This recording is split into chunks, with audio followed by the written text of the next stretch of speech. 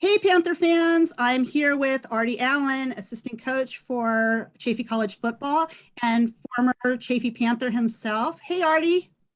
Hello, Cheryl. How you doing? I'm doing well. How are you?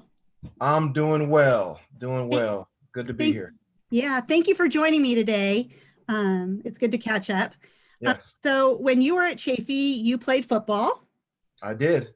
What years were you here? I was at Chaffey in 2000, the year I graduated high school. So the 2001 season, and then the 2001, 2002 season. So I was here at Chaffey for 2 years. So, you had the privilege of playing under Coach Beach. That is correct. Coach Beach was my head coach, and our current head coach, Coach Hadaway, was the defensive coordinator at that time. That's great. How does it feel having played under Had and now coaching alongside him? Well, it's a lot different. When you're younger, you see your coaches, in a different light, they're mentors, they're people that are, just there to help you and guide you as a young person. And then, now someone that I work with, you just get a different perspective for that person, and you learn more about that person as you work with them. So definitely a difference from being a player under coach and then actually working with them. What brought you to Chaffey? So originally, as a student athlete, I graduated high school at Rialto High School. Actually, played ball at Bloomington High School my senior year, which also is Coach Hadaway's alma mater and Coach Beach's alma mater as well. And really, it was a non-qualifier out of high school, and so I went obviously the community college route, and really at that time, Chaffey was one of the premier community colleges out there, and so Coach Hadaway and Coach Beach did a good job of recruiting Bloomington, and I decided to go to Chaffey. Had a couple of different options, and Chaffey was really the choice for me. There was a lot of good athletes, a lot of people that I knew. They were successful, so it was a pretty easy choice. Did you have a major that you were focusing on, or were you just focused on being a transfer student? So originally there was no major. I just, honestly came in focused on football, if I'm going to be completely honest with you.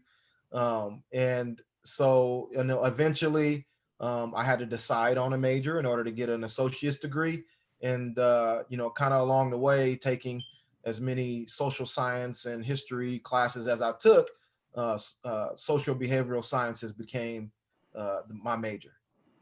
Do you have a Chaffey professor that stands out in your mind, having been a mentor or an influence on your life? Obviously the coaches, are probably the most, uh, I guess, impressionable and had the most impact for me. If I were to think of a professor, I think there was a Professor Johnson. It was so long ago. It's crazy to say, but 20 years ago. And so, um, and I think Professor Johnson taught correctional science, and that was just an interesting subject area for me at that time, and it made it pretty easy. So I hope I'm remembering the last name, but I'm pretty sure it was Professor Johnson. Do you have a favorite memory from those years? Yeah, so I mean, obviously all of the football memories were awesome. But if I were to think, strictly school, it was, just kind of having fun and hanging out, kind of like in that quad area now. There's some new, construction going on there now, where there's a kind of like something that oversees everything, and there's some tables out there. But when I was there, it was just kind of an open area where kids would just go and just hang out and talk and be kids. So I mean, ultimately it was just enjoying the social aspect of going to school, and meeting people and being an 18 and 19-year-old. How did you manage being a student and a student athlete? Yeah, so it was a challenge for me. I mean, obviously, through this conversation, I, didn't initially prioritize school, and so with most junior college athletes, it is a transition when you get there. And so, one of the things that allowed me to be successful at time is prioritizing what's important, and coming to an understanding that that social aspect that we talk about should be limited, and I should be useful with the extra time that I have in between classes and practice and the weight room and things like that. And so as the days and months went on as a Chaffey student, I kind of started to realize how important those small amounts of time were during the day, where I could maybe go to a tutoring center, or just hang out in the coach's office and get some stuff done, because you are tired when you're finished with practice, and sometimes you don't have as much energy at the end of the day. So using the time during the day is very useful. And so that's something I try to impart on the athletes now, is just using that time during the day very in a useful way. When you finished at Chaffey with your associates, where did you head to? So I went to New Mexico Highlands University, which is a Division II school in Las Vegas, New Mexico. A lot of people don't know there's a Las Vegas, New Mexico, but there were some friends. I had some interest in some FCS, or at that time Division I AA schools.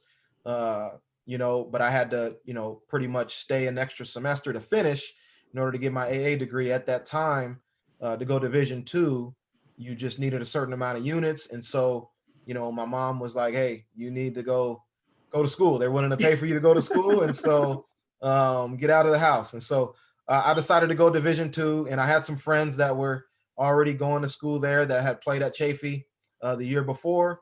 And so they were the first one to offer me a full scholarship, and so I took it.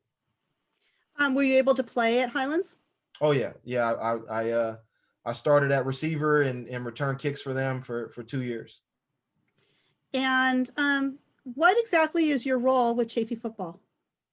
So I'm the associate head coach, offensive coordinator, and quarterback coach. So I'm responsible for kind of being Coach Hadaway's right-hand man, and kind of overseeing the offense and coaching the quarterbacks.